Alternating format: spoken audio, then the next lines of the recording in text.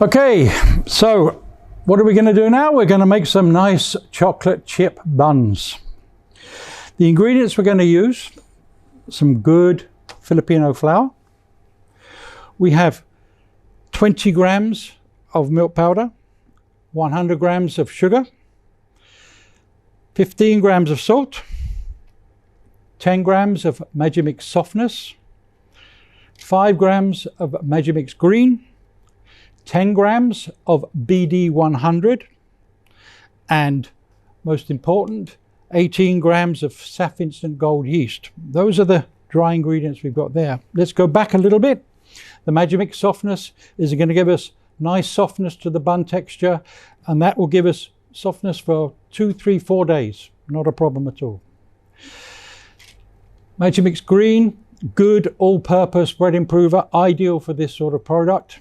Okay, and as I say, we're using 5 grams at 0.5 dosage rate. BD 100, dried sourdough. Why are we using that in a chocolate bun? I'll tell you. This will give the point of difference. This will enhance the buttery flavor. It'll enhance the chocolate flavors. It just gives that whole bun a much, much more luxury flavor. And then finally, as I say, SAF Instant Gold yeast. The gold yeast, perfect when we're using 10% sugar. And that will take us, hopefully the 18 grams will give us a proof time of about an hour and a half. Finally, cocoa powder and the chocolate chips. You cannot put bad in and get good out. So always use high quality cocoa powder and high quality chocolate chips. These are going to make all the difference. Do not use the cheap ones, okay? And of course, we're going to put some butter.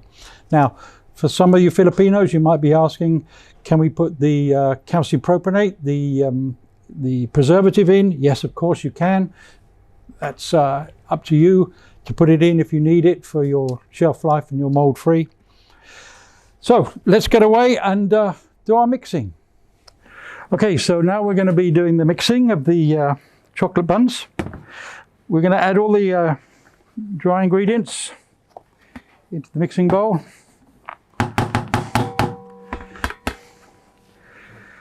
Cocoa powder.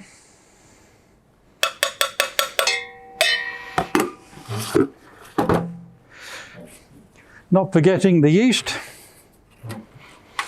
And the butter, margarine.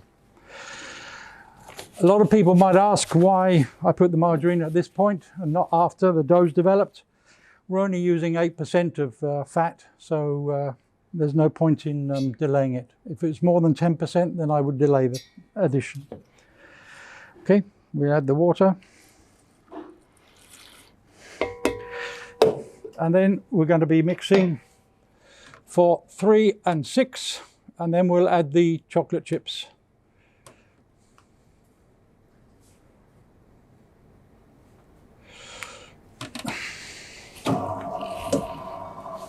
Okay.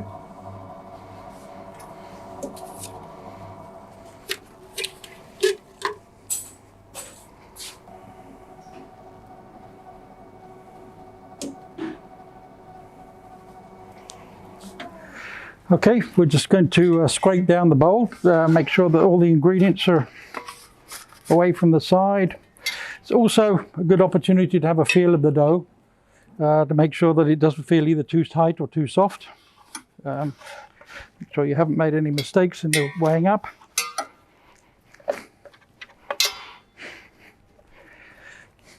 Okay.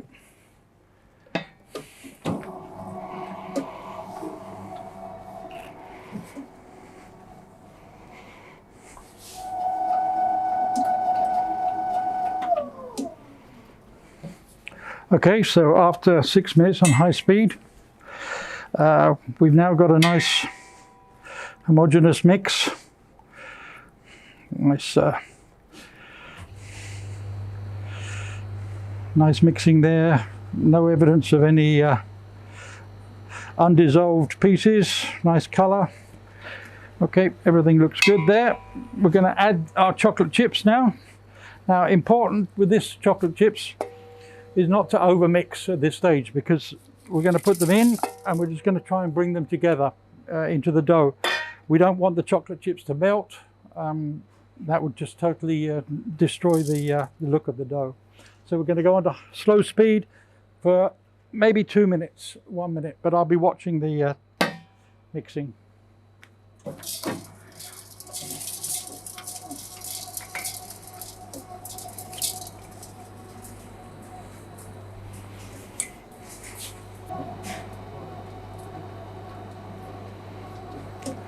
Okay, so let's have a look at this.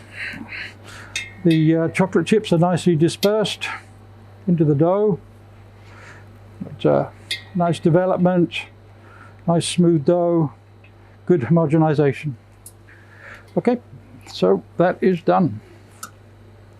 Okay, so this is our dough that's been mixed. We've let it rest for about 5 minutes just to relax after the intense mixing that we gave it. We're now going to divide it.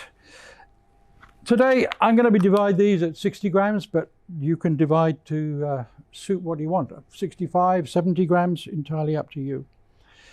So as I say, 60 gram pieces.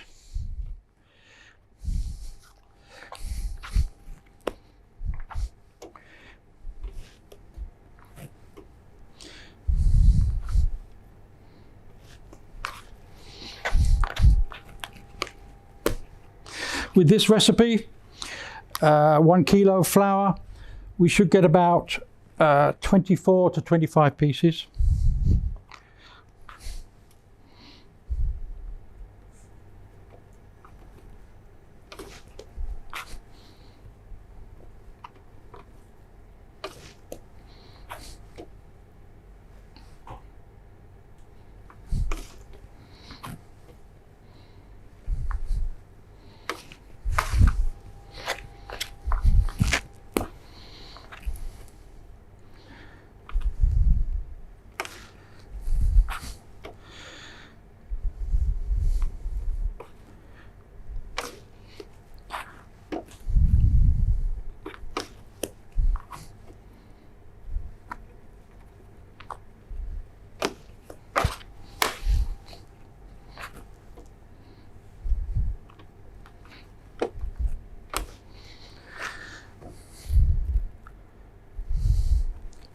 Very nice to see this one, that the chocolate chips have stayed nice and solid. They haven't melted into the dough, so they'll give a nice texture to the final product. I can already smell the cocoa powder giving that nice intense. So we now mold them round. We take the dough pieces, cup our hands, mold round. We get a nice finish to the top, nice and smooth, molding mark on the bottom. Mold nice and tight. Some people like to mold twice, so we could mold them.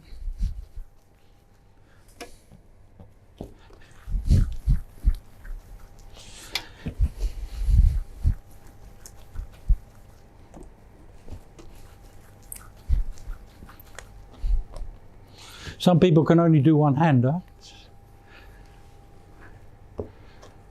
But you have to do 2 hands.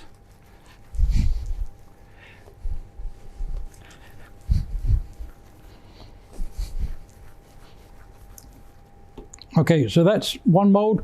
As I say, some people like to do 2 molds here. I'm going to place them onto the tray.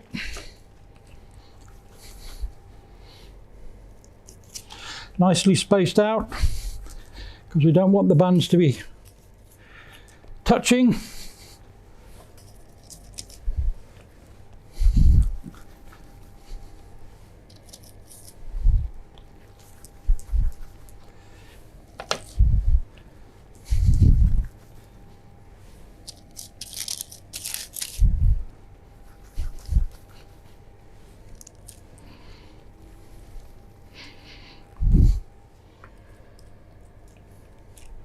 Okay, so we're now going to place them into the proofer. As I say, we're going to proof them about 36 degrees in a relative humidity of about 85–90% for about an hour and 15 minutes.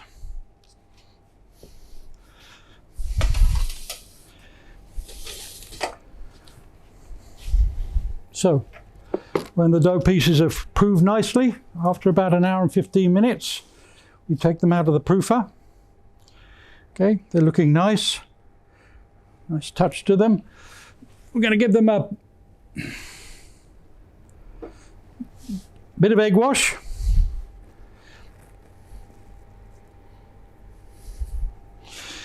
Just to give them a nice glaze when they come out of the oven.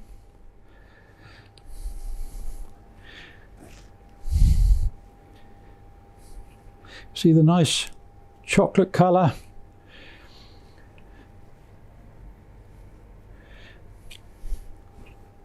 There we go. And then when these are finished egg washing, we'll put them in the oven for about 16 to 18 minutes at about 200 degrees. But of course, all ovens are different, so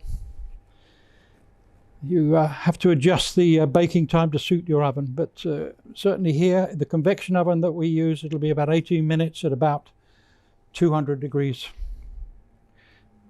centigrade. Okay.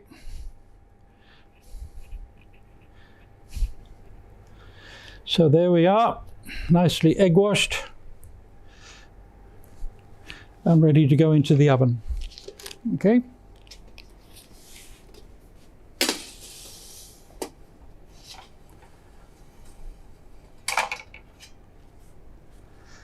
So here's some I made earlier, baked earlier. Nice job, Nigel. Wow, it's nice. See, nicely glazed, nicely shiny. Okay, we'll cut one. I love this recipe with the really good quality of the chocolate, and when it just get out of the oven, it's still a bit warm. Oh, it's delicious. You can put a bit on it like this. We feel well the aroma, the good quality of chocolate that you use. Perfect. Yeah, and that's important. Important. Yes. But the sourdough powder that you put in there, the BD100, it really does bring out those buttery and chocolatey flavors. It's very, very nice. And the softness, nice and soft. Just good. Perfect. Nice and soft. And we can keep it for a long time like this. You can use a plastic bag and keep it for a few days. Okay, thank you.